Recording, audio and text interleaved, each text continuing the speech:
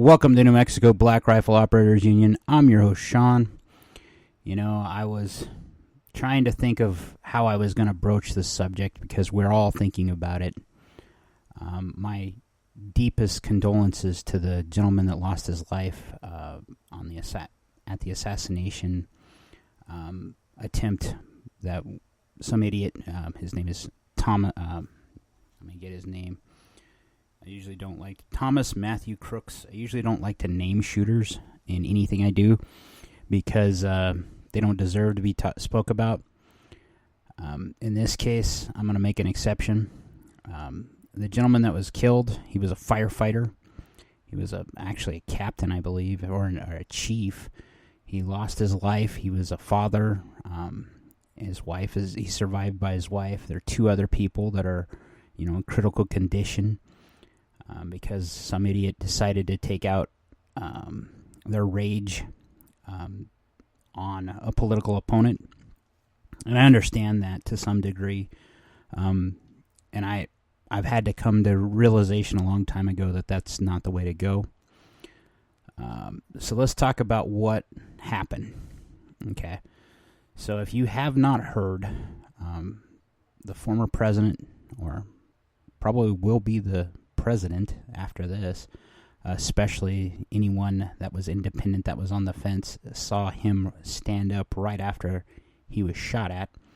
There were 7 shots fired, okay, one of which was a return fire from a Secret Service sniper, which aired out this guy, Thomas Matthew Crook, and stopped him. Now, the first thing I noticed about this, because let me tell you how this story came to me. First, I've been checked out on the weekends from trying to follow political debates or the news in general, mostly for my mental health. I mean, in this election cycle, you kind of already figured out who you're going to vote for, I would think, by this time of year. And you've also realized that the options weren't the greatest. And I say that because I would prefer someone younger, to be honest. And the reason why I say that is because we're in a day and age where we're dealing with geriatric old dudes. That said, Trump showed that he is the man to back. Not only did he get hit very lightly, but still got hit in the ear. He was already starting to head down when Secret Service came and got him and made him get down.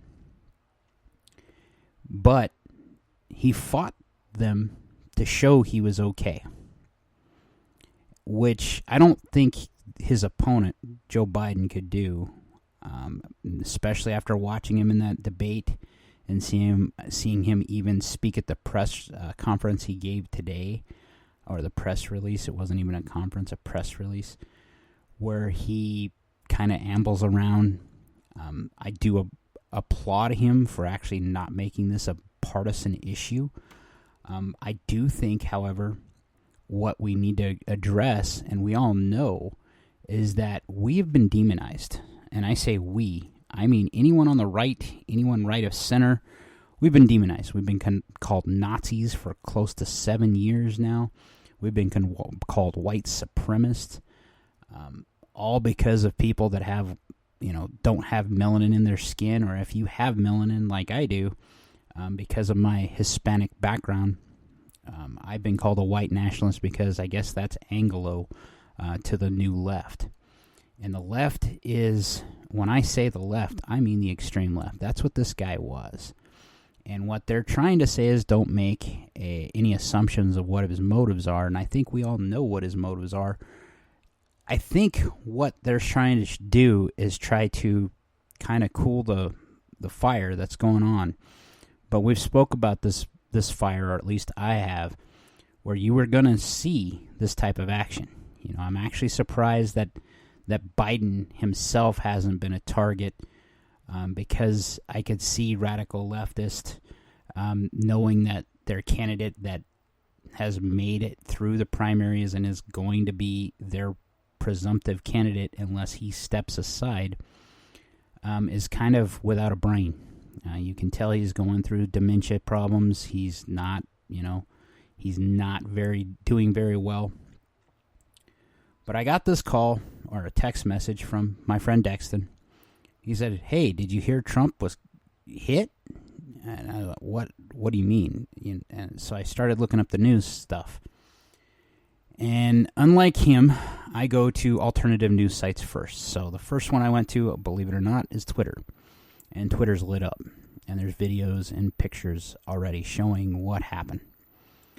Then I start tuning in to see what's going on. I think the first place I went was Fox because I wanted to see from a partisan perspective what was going on first to see what had actually happened.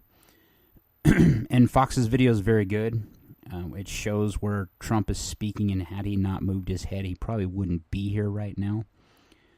So my concern is, so this guy, he took a shot at the president at 130 yards away from the president. Now, there's a lot of conspiracies going around, and there's a lot of people saying the Secret Service didn't do their job.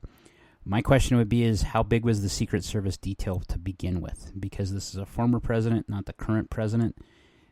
The former president probably hasn't been given the best security detail and probably not been given the largest security detail, despite the fact that he is the presumptive nominee and that he is probably one of the most threatened men on planet Earth.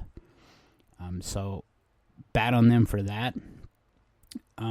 Usually, from what my understanding is and from watching a lot of stuff, doing a little bit of research, is former presidents usually get a somewhat smaller detachment of Secret Service, and then when they go do rallies or anything like this, speeches, they are given local law enforcement to make up the difference. If you don't know anything about the Secret Service, how they set up perimeters or areas for security, is it kind of looks like a target. So they have their innermost close people that secure the president, and that's up to 50 meters. Anything after that, they have a response team up to like 100 or 200 meters. Then they have kind of like a sniper team that's out there. Now, my first thought was with 130 yards, not 130 meters, 130 yards, 435 feet, I think is what they said, that this guy managed to crawl up a building across the roof. He was spotted by, this is where we need to definitely look at why there wasn't more security agents there, because this guy managed to crawl up a building on the roof of a building, low crawl, to take up a firing position, an elevated position at 130 yards. I'm suspecting that is because they didn't have the best and largest security detachment that they should have. Okay, that's one problem I see right away. Number two is Secret Service, from my understanding, usually they secure buildings days before, and that's if they have enough force to do this, I'm guessing, to make sure no one can get into them or get on them or do anything like that. So I would think that a building that was 130 yards away at an elevated position of the president, within line of sight, direct line of sight, would have been something that would have warranted that type of care. So there was a slip up there in my estimation. I'm no expert, though.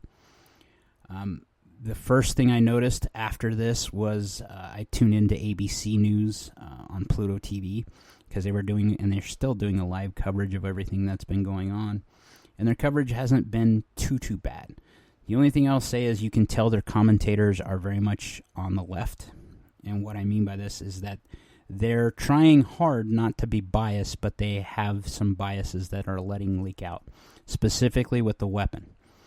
Now, when I saw the video of the actual shots taken, I knew what kind of gun was used. I don't know very many AR-15 guys that don't know the sound of an AR-15 working.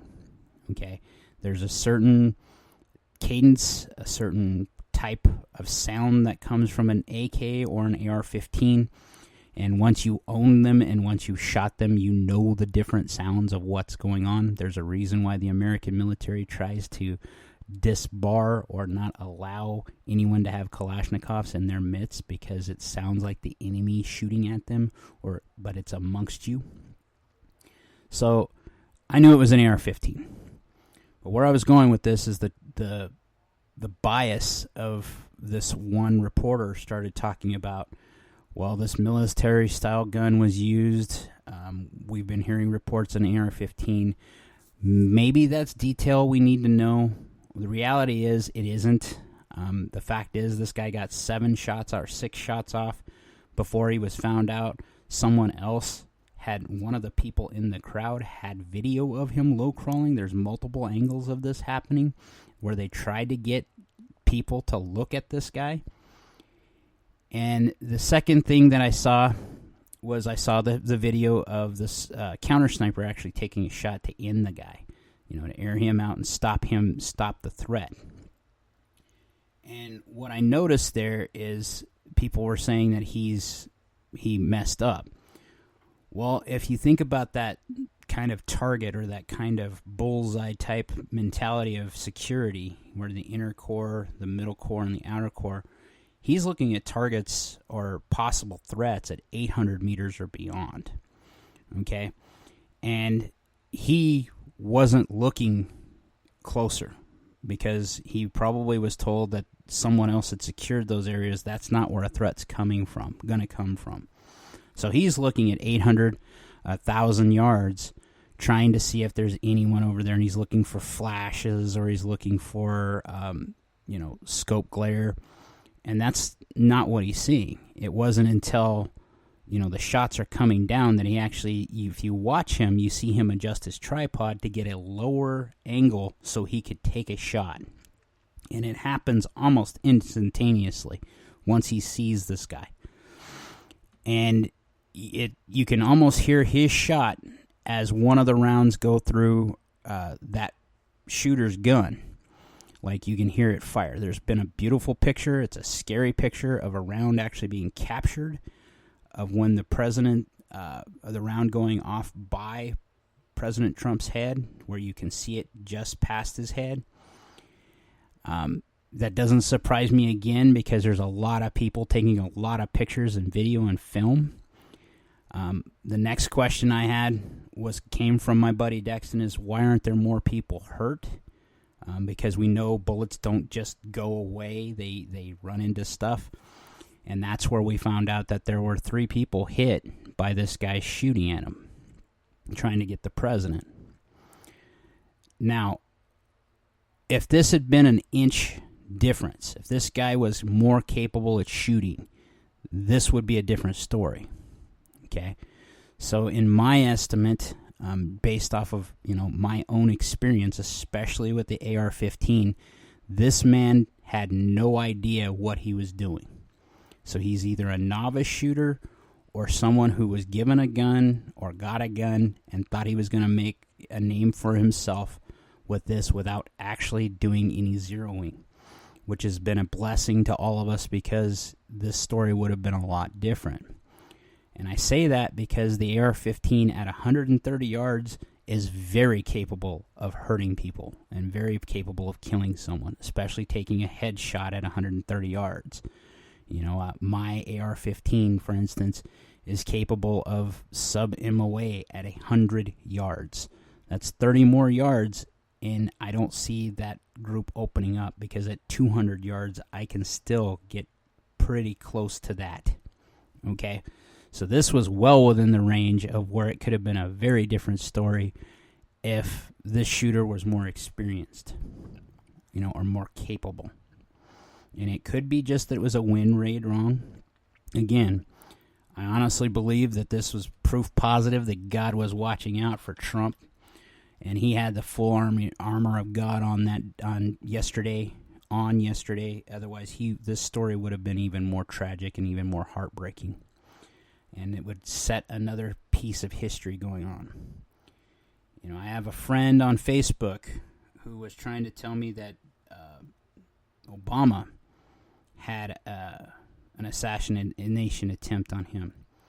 Well, it's interesting that I don't remember that, and I am a history buff. And I have listened to enough news stories that the only ones they're talking about are Gerald Ford and Reagan and this one. So I don't believe it, okay? I think that's his bias, where he's like saying it's the radical right that's doing this too. No, I think there's a video circulating around, and if you're watching it, good on you. It's where you see guys at the rally chewing out the media saying this is exactly your fault, and that's exactly what I believe.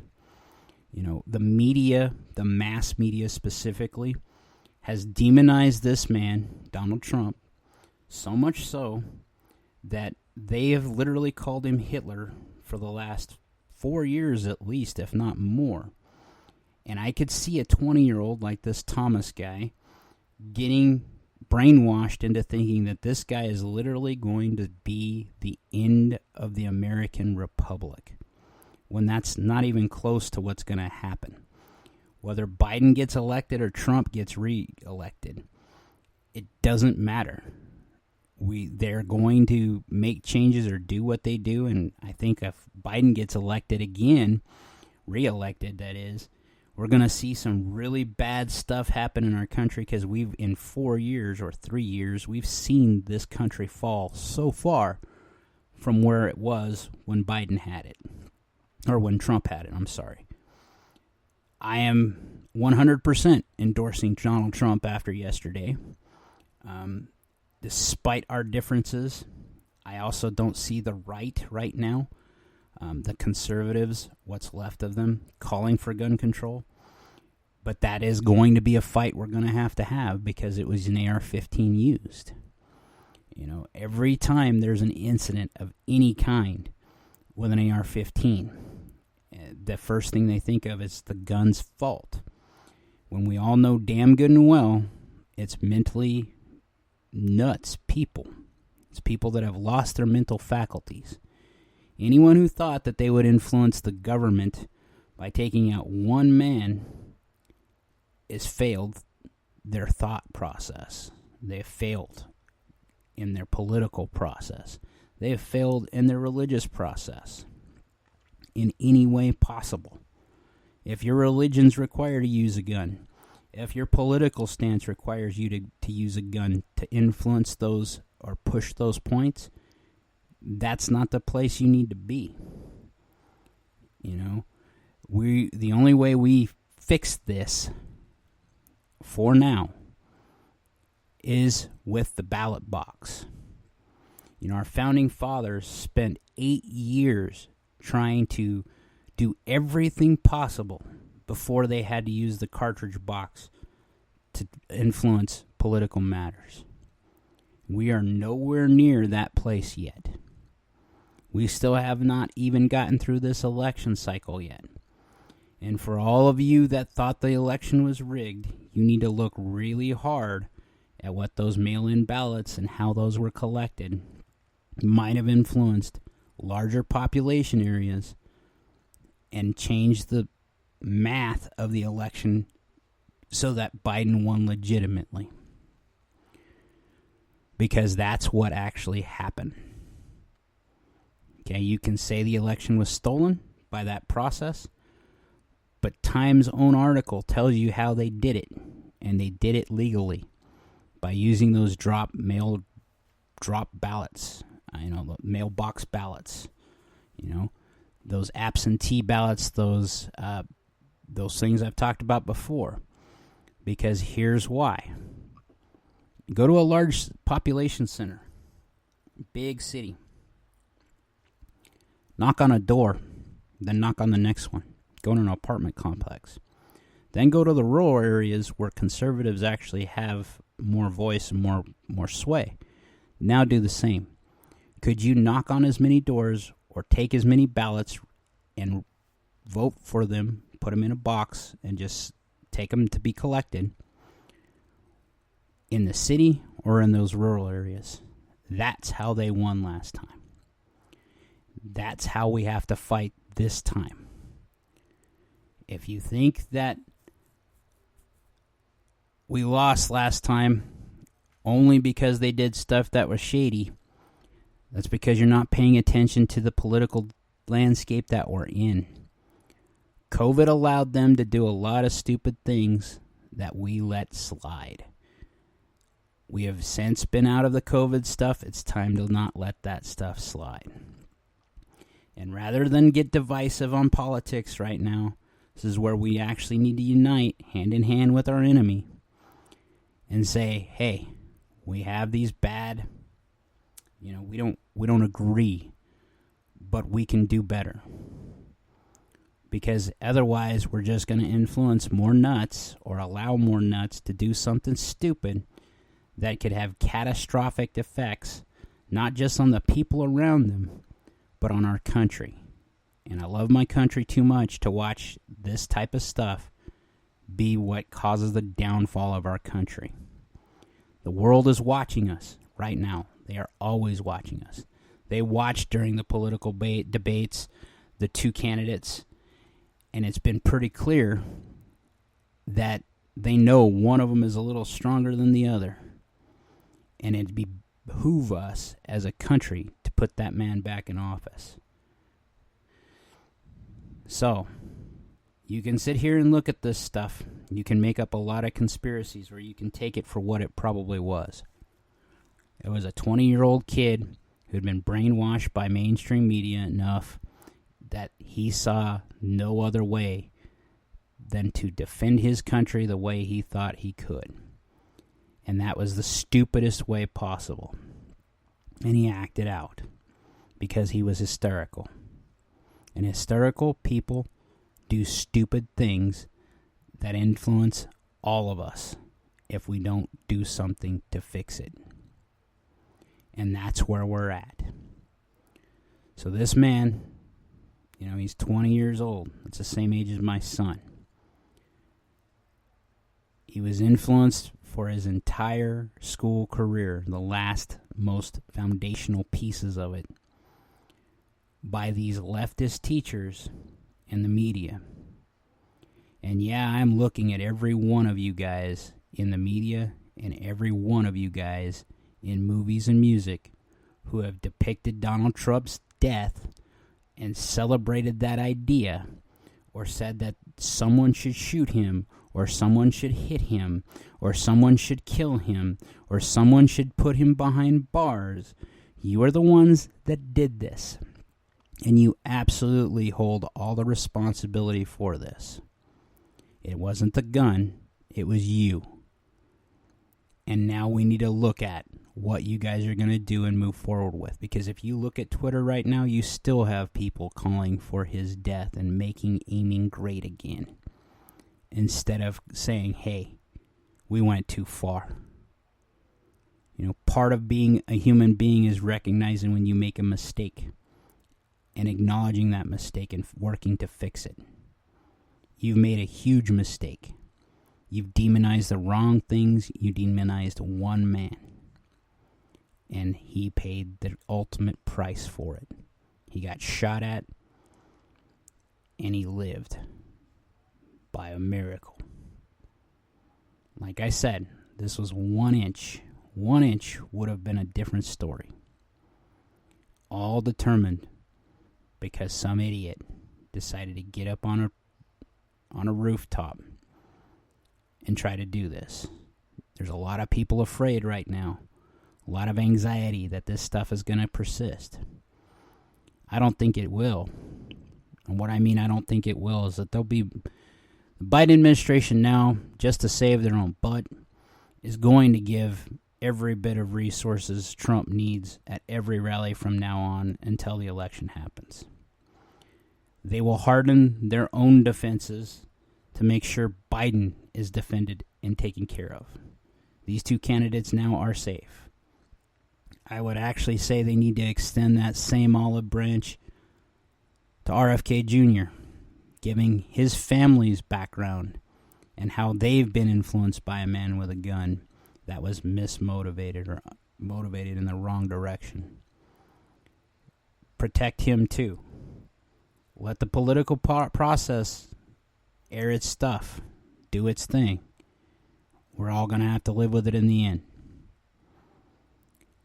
There will be a time to fight if it comes to that. Now is not it, and we all know it. Now, that doesn't mean you roll over and lay down. That means you get out and knock on doors. That means you get out and vote. That means you get out and make your political presence known and what you believe in known. Because your character is going to speak more to those people that were on the fence than anything that these politicians are going to do. And if you're willing to vote for that, or you're willing to toe that line, then maybe, just maybe, you influence them the direction that needs to happen. Like, share, subscribe. Most importantly, be great. May God have mercy on our country, and pray for our country and all those leaders, whether you believe in them or not, because they need the help of God Himself. Be great.